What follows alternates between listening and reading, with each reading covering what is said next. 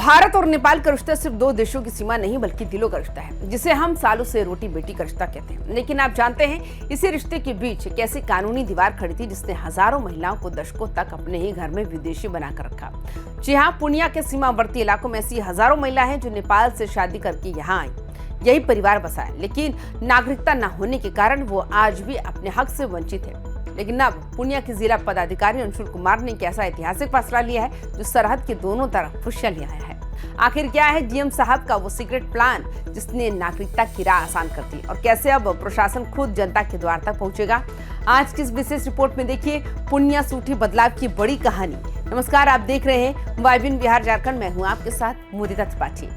पूर्णिया जिला नेपाल की सीमा के बेहद करीब है। अमौर, बायसी, कस्बा और बनमनखी जैसे प्रखंडों में आपको हर दूसरे घर में ऐसी बहुएं मिल जाएंगी जो नेपाल की बेटियां हैं। इन्होंने सालों पहले यहाँ के नागरिकों से विवाह किया, बच्चे पाले, लेकिन दस्तावेजों की पेचीदगियों के कारण इन्हें ना तो वोट देने का अधिकार मिला और न ही सरकारी योजनाओं का लाभ। ये महिलाएं दशकों से जिला मुख्यालय के चक्कर काट रही थी, लेकिन अब वक्त बदल गया।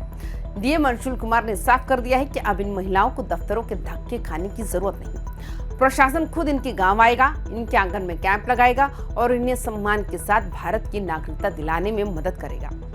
आपने कभी सोचा है कि उस महिला पर क्या गुजरती होगी जो 30 से 40 साल से एक ही घर में रह रही है, जिसके बच्चे और पोते पोतियां इसी मिट्टी में पले बढ़े, लेकिन सरकारी रिकॉर्ड में उसका अपना कोई अस्तित्व नहीं। पूर्णिया के सीमावर्ती इलाकों में ऐसी हजारों अदृश्य महिलाएं हैं। शादी के वक्त तो डोली सरहद पार कर गई, लेकिन नागरिकता के नियम उन महिलाओं के लिए एक ऐसी दीवार बन गए जिसे पार करना उनके बस में नहीं था।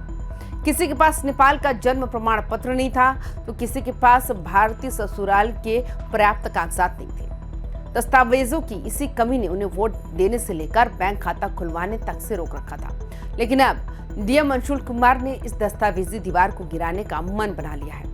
इस पूरी प्रक्रिया को पारदर्शी और तेज बनाने के लिए डीएम साहब ने एक हाई लेवल कमेटी का गठन किया। इसकी कमान अपर समाहर्ता यानी एडीएम विधि व्यवस्था को सौंपी गई। इस टीम में सिर्फ क्लर्क नहीं बल्कि अपर पुलिस अधीक्षक और उप निर्वाचन पदाधिकारी जैसे बड़े अधिकारी शामिल हैं। प्रशासन का आदेश सीधा और सख्त है। जिले के हर उस प्रखंड में विशेष कैंप लगाए जाए जहां नेपाली मूल की महिलाएं रह रही हैं। इन कैंपों में सिर्फ फॉर्म नहीं भरे जाएंगे बल्कि तकनीकी और कानूनी सहयोग भी दिया जाएगा। शपथ पत्र कैसे बनेगा, कौन से दस्तावेज नेपाल से लाने होंगे, इन सब सवालों के जवाब देने के लिए अधिकारियों की फौज खुद आपके द्वार पर खड़ी होगी। नागरिकता की प्रक्रिया की जितनी जटिल होती है, बिचौलिए उतने ही सक्रिय हो जाते, उतने ही एक्टिव हो जाते हैं। अब तक ये महिलाएं दलालों के चक्कर में पड़कर हजारों रुपए बर्बाद कर देती थी, फिर भी हाथ में कुछ नहीं आता था। डीएम साहब की इस विशेष समिति का सबसे बड़ा मकसद ही यही है, बिचौलियों का खात्मा। जब एडीएम, एएसपी और बीडीओ खुद आपके गांव में बैठकर काम करेंगे तो किसी दलाल की हिम्मत नहीं होगी कि वो गरीब महिलाओं को गुमराह कर सके। ये एक तरह की सिंगल विंडो सिस्टम है जहां आवेदन से लेकर वेरिफिकेशन तक का रास्ता साफ और पारदर्शी होगा।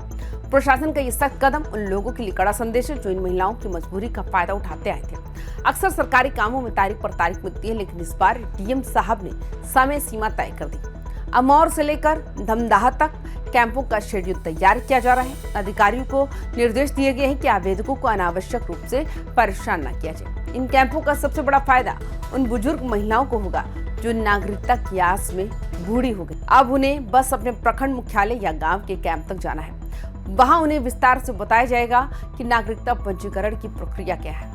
इस एक कदम से न सिर्फ हजारों परिवारों को कानूनी पहचान मिलेगी बल्कि सीमावर्ती इलाकों में भारत और नेपाल के संबंध और भी ज्यादा प्रगाढ़ होंगे। नेपाल में बालन शाह के नेतृत्व में आ रहे बदलाव और भारत की इस प्रशासनिक सक्रियता ने एक नया माहौल पैदा किया है। नागरिकता का ये मुद्दा सिर्फ प्रशासनिक नहीं बल्कि एक बड़ा सांस्कृतिक सेतु है। जब सीमा किस पार रहने वाली नेपाली बेटियों को उनका हक मिलता है तो उसका सकारात्मक संदेश नेपाल की तराई तक जाता है। इससे न केवल दोनों देशों के बीच विश्वास बढ़ता बल्कि सीमावर्ती सुरक्षा और खुफिया जानकारी के आदान प्रदान में भी स्थानीय लोगों का सहयोग बढ़ता है। पूर्णिया प्रशासन की पहल भारत नेपाल मैत्री के इतिहास में एक सुनहरा अध्याय जोड़ने जा रही है। सवाल उठता है कि इस नागरिकता से हासिल क्या होगा? दोस्तों, नागरिकता सिर्फ एक कागज का टुकड़ा नहीं, ये मतदान का वो अधिकार है जिससे ये महिलाएं अपनी किस्मत खुद लिख सकेंगी। ये राशन कार्ड, वृद्धावस्था पेंशन और प्रधानमंत्री आवास योजना जैसी उन तमाम कल्याणकारी योजनाओं की चाबी है जो अब तक इनके लिए बंद थी। पूर्णिया जिला प्रशासन की पहल पूरे बिहार के लिए एक मिसाल बन सकती है। अगर ये मॉडल सफल रहा तो सीमावर्ती अन्य जिलों में भी इसे लागू किया जा सकता है। बालेन शाह की नेपाल और भारत के बीच प्रशासनिक सेतु यकीनन एक नए युग की शुरुआत है। अभी प्रशासन की ओर से कैंपों का विस्तृत शेड्यूल तैयार किया जा रहा है। सूत्रों की माने तो सबसे पहले उन पंचायतों को प्राथमिकता दी जाएगी जो बिल्कुल सीमा से सटी हुई है। कमेटी के सदस्य अब उन प्रखंडों का दौरा कर रहे हैं ताकि कैंपों के दौरान इंटरनेट कनेक्टिविटी, फॉर्म्स की उपलब्धता और स्थानीय भाषा के जानकारों की मौजूदगी सुनिश्चित की जा सके।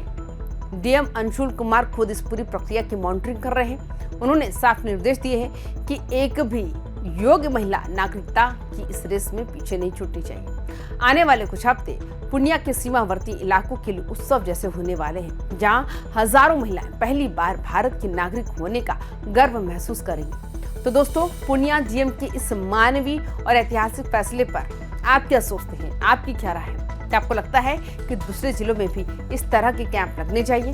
क्या इससे सरहद पर रहने वाले परिवारों की मुश्किलें कम होंगी या बढ़ेंगी? अपनी राय कमेंट बॉक्स में जरूर साझा करें।